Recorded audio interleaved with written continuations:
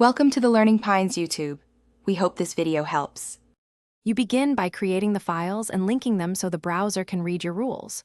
Open index, HTML and styles, CSS in the same workspace, then add the link element in head. Once done, install and enable Live Server so you see changes instantly. This saves time when experimenting. Make sure the workspace folder is open, not just single files, because relative paths matter. These first steps let you write, test, and iterate CSS fast while keeping structure organized. Now, write pragmatic rules and organize them logically. Start with a reset to prevent browser quirks, then group styles by components like header, main, footer with clear comments so you find things later.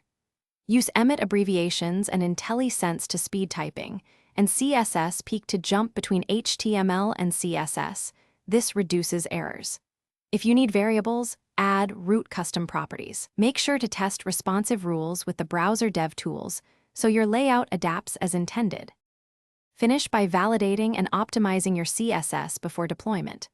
Open dev tools to inspect computed styles and layout so you can see which rule wins and why. This explains specificity behavior. Once stable, minify your stylus sheet with a build tool or a VSCode task to reduce file size.